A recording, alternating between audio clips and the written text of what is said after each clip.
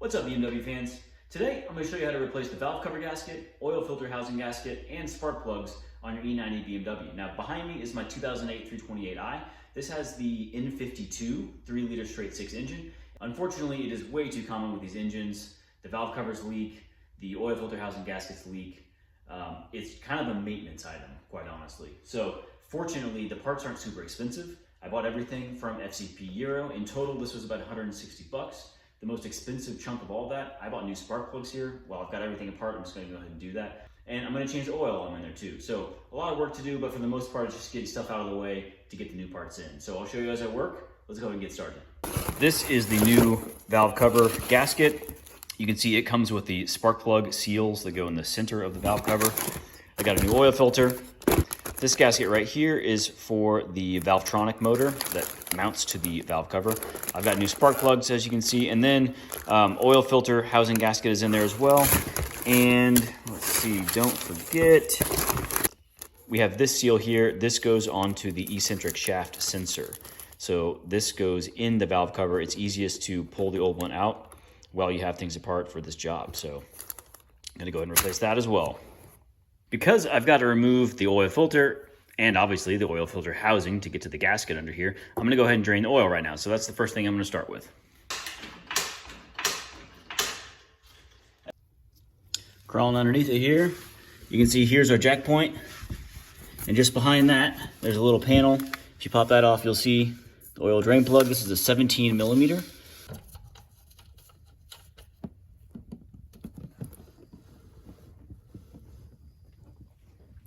With the oil draining, there are some various 8 millimeter, 10 millimeter, and some like plastic pieces that you'll have to remove up here.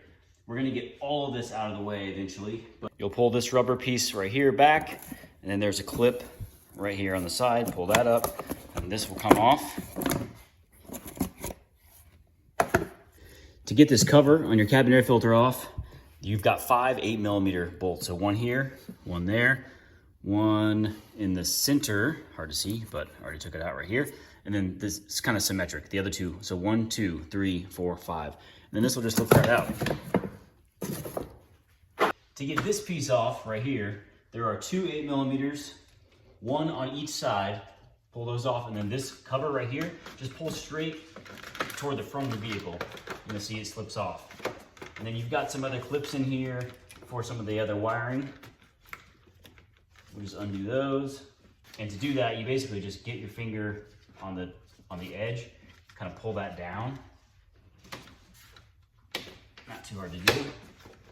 And that will free this up. And this whole piece, once you get the 2 8 millimeters off, just kind of pulls out toward the front of the vehicle.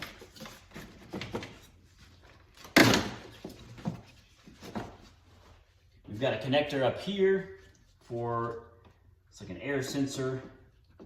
Air pollution sensor. Let's get that undone. Get our wire out of the way.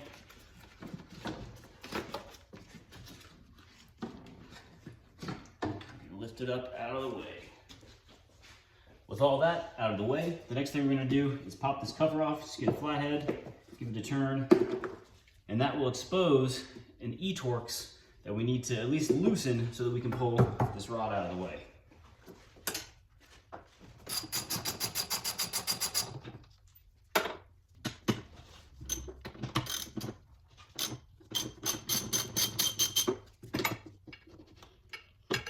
Next up, in order to get these kind of free so we can get them out of the way to get the valve cover out, we've got to undo these clips. Now, this plastic piece is held on with some kind of funky clips. You'll figure it out when you look at it. There's nothing crazy about it. But basically, just push on these black connector pieces, push those this way, and that'll pop up. This rear part, I'm going to push that way, and it pops up. And then we got some sliders on the sides that are a little bit strange.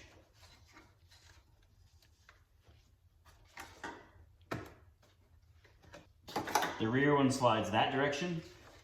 There we go, so it's the same story. Push it out this way, and then this black piece will pop up.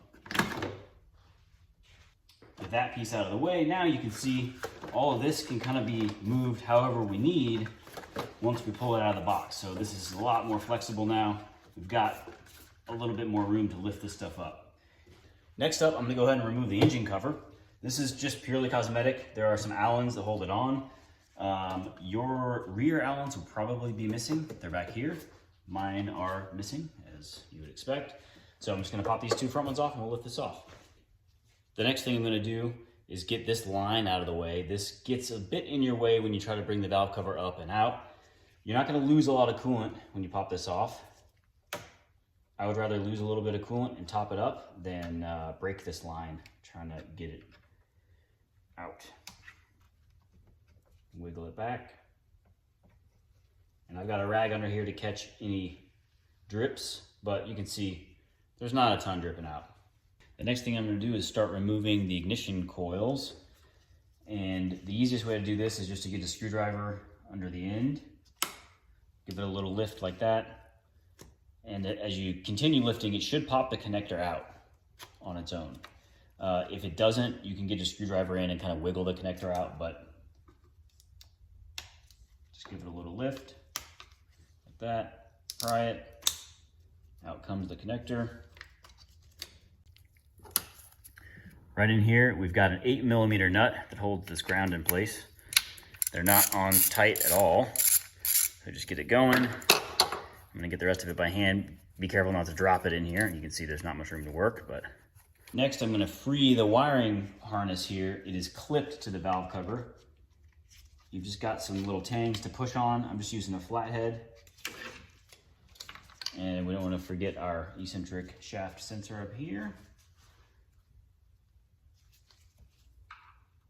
This has some tangs on the side that you pull out.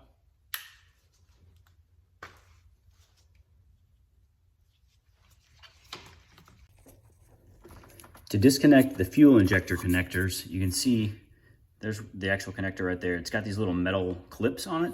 If you just get a screwdriver in that area there, I like to kind of grab back here and lift as I'm prying at that, and it'll just kind of pop. Just be very gentle and you can pop them all loose.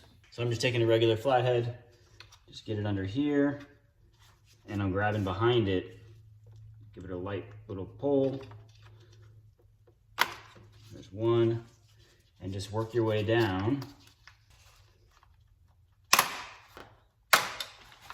To pull the coils out, you just have to give them a good yank. Be careful of the plastic part, it can be fragile on the top, but I got the front one out already. I just kind of grab them and twist a little bit, rock it back and forth. The ones that are closest to the valvetronic motor, I'm actually going to get a screwdriver under here and pull from that because there's just nothing really good to pull from. Just be gentle, you'll get them out. Next thing I'm doing is pulling out these spark plug tubes. They're just aluminum. Now, there's no real tricks to this. I'm just getting a pick in here. You can see that hole. I'm just getting it onto that and then kind of wiggle it. You can see you can twist them pretty easily, but just work at them. It's much easier to pull them out up here than fight them as you're trying to get the valve cover off.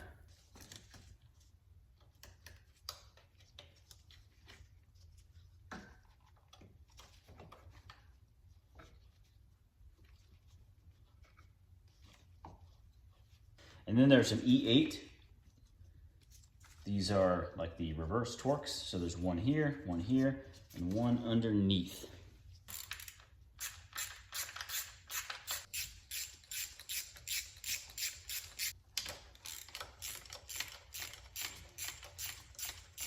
And finally, with the bolts all out, now we take our 4mm Allen and go back the other direction, and this thing will slowly come out for us. You can see it backing out as I turn this now counterclockwise. There we go. There it is. There is not much left now before we can remove the valve cover. We've got this PCV line back here. This has a couple clips on it. You can squeeze. It's honestly easiest if you get a pick on it. With the PCV disconnected, just get these, any wire that's clipped, just go ahead and pull the clip off. So I got these loose. And then I also removed this rubber trim piece up here. You're gonna want every bit of square inch you can get up here to get the valve cover up and out.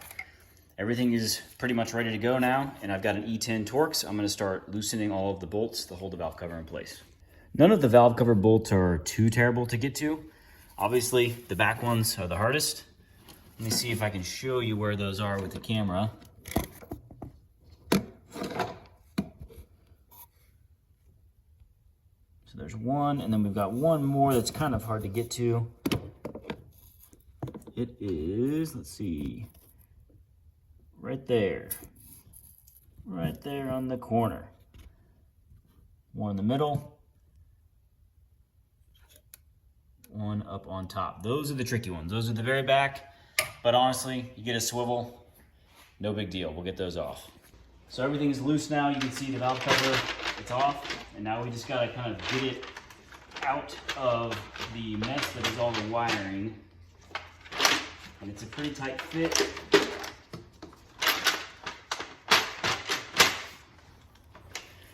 Just pulled the valve cover out. It is a struggle. You have to fight with a little bit. I did end up taking off the 10mm bolts over here just to give myself a little bit of wiggle room with this. And what I'm gonna do to make life easier going back in, because I don't wanna mess up the new gasket, is actually disconnect a connector here, the connector right here, and then connector right here. And that'll allow me to take the fuel injector section of this wiring harness and actually fold it back over this way. So all of the big cables, there's quite a bit of room under here, but a lot less room under here. So I'm gonna disconnect those, and you'll see I'm just gonna fold it right over, and that'll make life easier going back in. With the valve cover out of the way, before I put the new one back on, I'm gonna clean up this surface really well. I've got a rag and some brake clean, and you can see there's a lot of oil down along this section here. So just cleaning it up, we're gonna get it flawless before the new one goes on. With the valve cover out, I'm gonna now turn my attention to the oil filter housing gasket. I'm gonna take this and disassemble this stuff at the same time here. So this is actually pretty easy to gain some better access. There's some Torx screws here and here, and that'll pull this thing out. And then we've got two 10mm bolts to pull the airbox out once you get the connector for the mass airflow sensor and the hose clamp with the flathead. Getting the oil filter housing off is not too bad.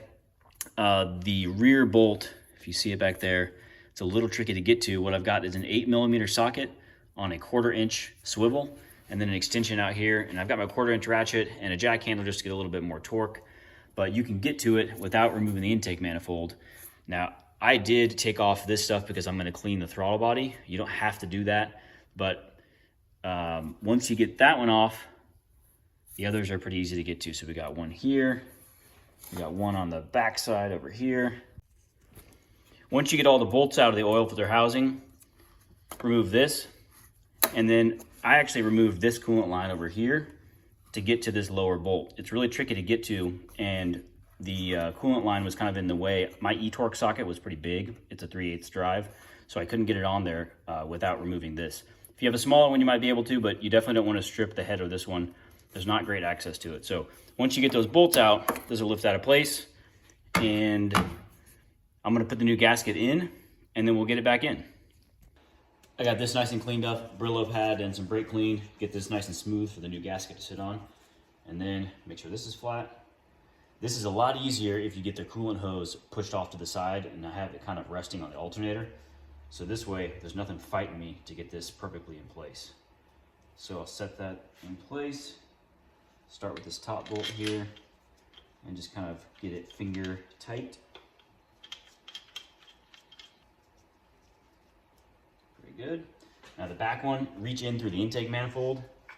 Be careful you don't drop the bolt, but get it into its spot, and then you can reach in with your other hand here and kind of spin the bolt to get it threaded in there. And bottom bolt.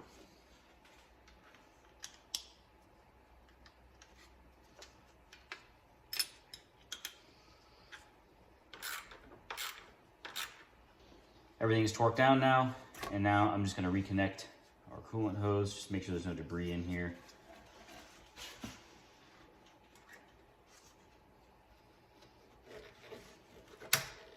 Here, click.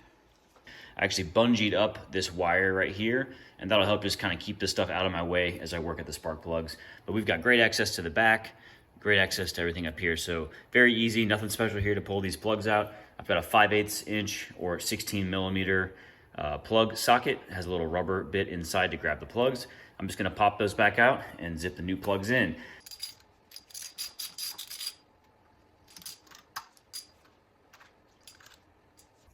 Just about done cleaning everything up here. The next thing I'm gonna do now that this is out, I'm gonna go ahead and pull these Torx off, and that will allow me to replace this gasket for the valvetronic motor, and then we'll pull this seal out. This comes out toward the top. Just get a small screwdriver under there and start prying. Just be careful you don't mess up the valve cover as you do that. Just got the new valve cover gasket in place. Easy enough to locate it, find this 90 degree right here, start up here, and then just work it in. So we are ready to put this back onto the vehicle now. I didn't put any silicone under this. I'm gonna try to get it in without anything extra holding this in. It holds itself in pretty well. We'll see how much it fights me going in. This is the L-ring gasket. It's very soft and it's held in there pretty well. Now before the valve cover goes in, I'm gonna show you a little tip that will make your life so much easier. You can fuss with it. You can really struggle with this piece right here, and eventually you can get the valve cover in, but what I do, just notch this right up here. So you can see these permanent marker marks. I'm gonna take a Dremel and just cut a little bit of this plastic away. Now the housing for the filter, your cabin air filter sits up here, so you can't see any of this. And it's just a lot easier. Just remove that little bit right there, and then the valve cover will go in no problem. So I've got a multi-purpose bit on here.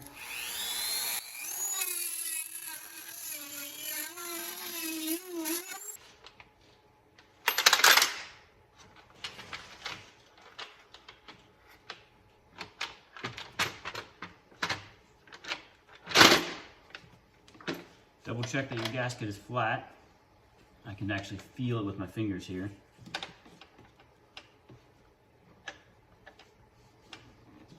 And I'm gonna get a mirror out as well, and we'll take a peek all the way around. We wanna make sure that gasket's sitting nice and flat. Valve cover is on. Everything is torqued down. I torqued them to 7 foot-pounds. Start in the center and basically just kind of do an X pattern. So start here and just work your way across all the way to the ends. Eccentric shaft seal, I got a little fresh motor oil on here, and this is the time now to put it in. We just press it in place from the top. Just be careful that you don't break the sensor there. So I'm just kind of slowly working the edges. Not much to it. There we go. Got the coil packs reconnected here and got the new valvetronic motor. I went ahead and got a new valvetronic motor. They're about 50 bucks.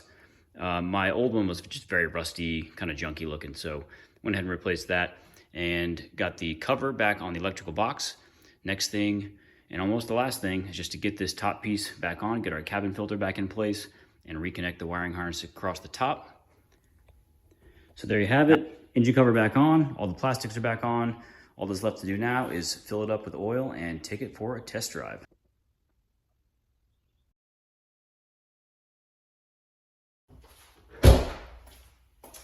All right, guys, that is basically it for the valve cover gasket, oil filter housing gasket, and new spark plugs. Just took it for a drive. Everything is running like it should. To recalibrate the valvetronic motor, all I did was turn the ignition on and let it sit for a few minutes, and you'll hear it kind of whir and refine the stops, but nothing special for that, so I don't use a scan tool or anything. I'm gonna monitor this over the next week or so as I drive it and just make sure that there's no oil seepage on, especially on the far side of that valve cover gasket. I'm gonna keep double checking, get a mirror out, but hopefully everything is good to go. Everything looks good right now. And if you have any questions, post them up in the comment section. I'm always happy to help. And as always, guys, thanks for watching.